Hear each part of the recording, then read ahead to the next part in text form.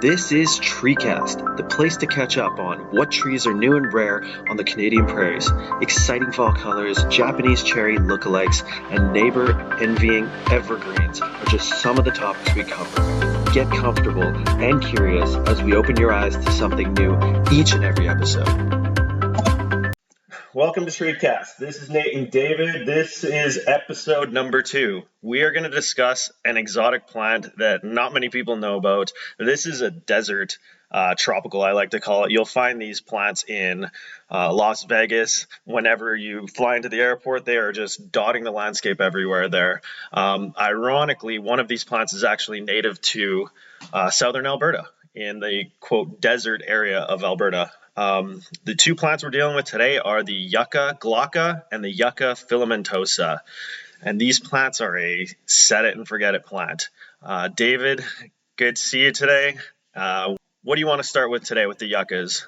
Well, I think nothing about these at all whatsoever, except you told me about them, and then I just did a quick look over them. And to my great shame, I learned that they are the national plant of El Salvador, which is where my family is from.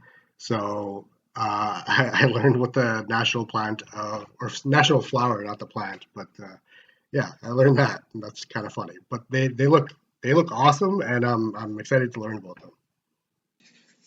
Okay, let's say that that's ironic, really hilariously ironic, and it's a funny story to start off. That yucca you're talking about is a tropical version called, I'm going to mispronounce it. Is it do you know what it is? Elephantosis or something? I'm not even going to try. Yeah, exactly. Okay, either way, not what we're talking about today, but... looks similar. Yeah, looks very similar.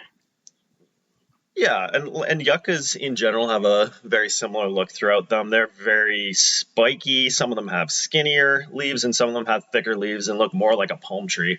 The two we're talking about today, let's start with the Yucca Glauca. This plant, which is native to southern Alberta, grows about 3 feet by 3 feet, and in midsummer you will see a flower stalk that shoots up about 4 feet out of the plant. And it looks like something you've never seen before. These white bell-shaped flowers pop out, and I mean, everybody in the neighborhood will be walking by, taking 15 glances at it because they will be shocked. You don't even have to. Once this tree is in the ground, or once this plant is in the ground, you do not even have to water it. This is the perfect xeriscape plant, and honestly, it has kind of a exotic tropical look that you will not get with anything else. It is very spiky, this one. If you've got very curious animals, pets, or children, you might want to think twice until you have a different situation. Do you have any other questions with this yucca, David? By spiky, is it just the leaves that are spiky, or is there something going on with the stem as well? The leaves are super skinny, half inch, I would say. I mean, they stick out. I'm going to post pictures on the video so you can see this on the YouTube channel when you watch the podcast, but they are extremely spiky. If you were to fall into it, you'd get cut up pretty good. It's not as bad as a cactus, but they're still not very fun to deal with. But again, this is one of those plants that you pick the right place, and as long as you don't have anybody that's going to come around touching it, it looks phenomenal. It works great in a rock garden. It works great south exposure, right up against the house where nothing else grows. And it's funny, in our climate, so many other plants can't handle that, even though we're not even that hot. But perfect choice. This thing can take minus 50. It doesn't matter what it is. Any other questions to add to this one, or should we head to the other plant? Go for it. I think you're ready to go. Okay. Yucca filamentosa.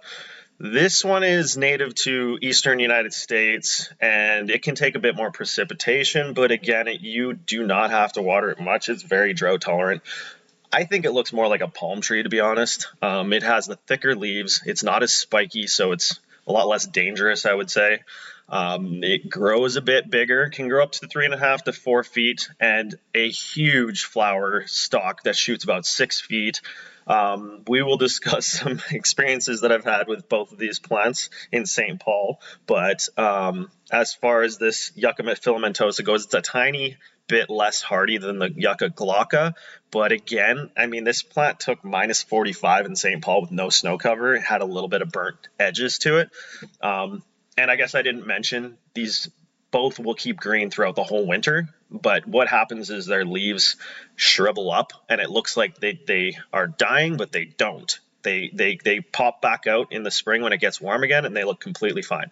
So it's one of those things where, you know, if you have a rhododendron, that's a great idea, or a great comparison, sorry. The rhododendron, the leaves shrivel up in the winter and it looks like it's dead, Yeah. but then they pop back out. So that didn't happen it's here kind of this a funny. winter, though. Yeah, no, it's only if it gets colder. Yeah, it's been So pretty warm here, so it didn't even happen to the rhodos.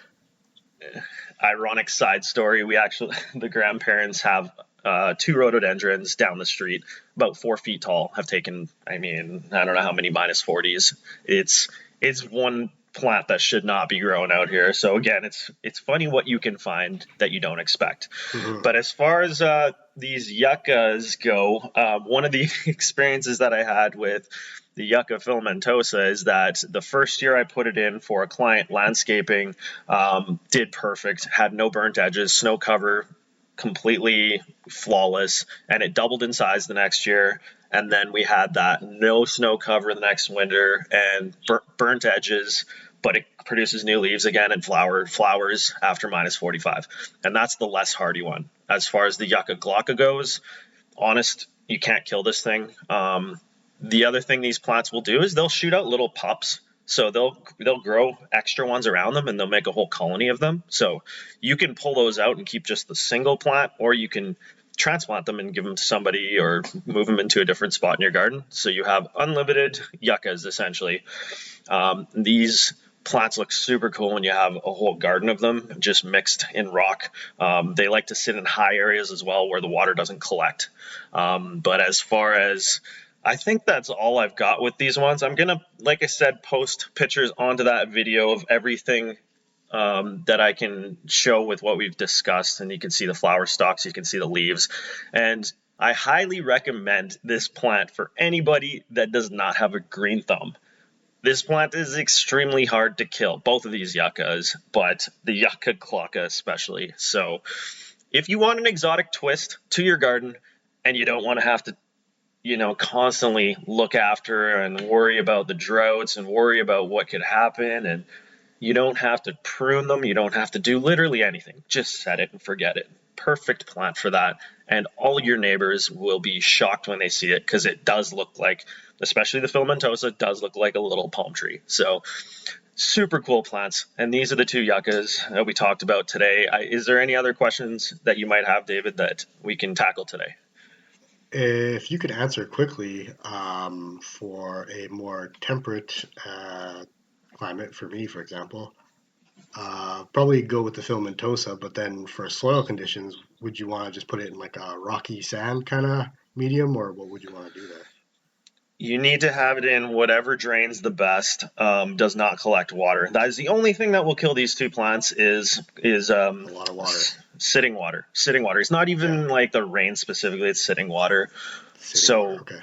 and you know, if you can get into some warmer climates, like yours, you can find, I mean, the options get significantly higher, and you get into trunked species of yucca where it looks like a little palm tree legitimately.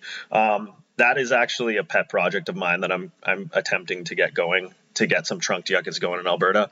But there are a couple other yuccas that I have seen survive in this climate, and it's just getting them going. They're slow from seed, so honestly, it's a lot easier to just buy them as a 1-gallon plant from the store. And you can normally find these at a lot of different nurseries. It can be, sometimes it's, you know, I would say it was the hottest ticket item for whatever shrub I had last year. It seems to be a niche product, so I think it's getting more and more popular. Awesome. Yeah, and I think that's all for today. I appreciate everybody listening today. And from David and I, you guys have a great weekend. Bye, everyone.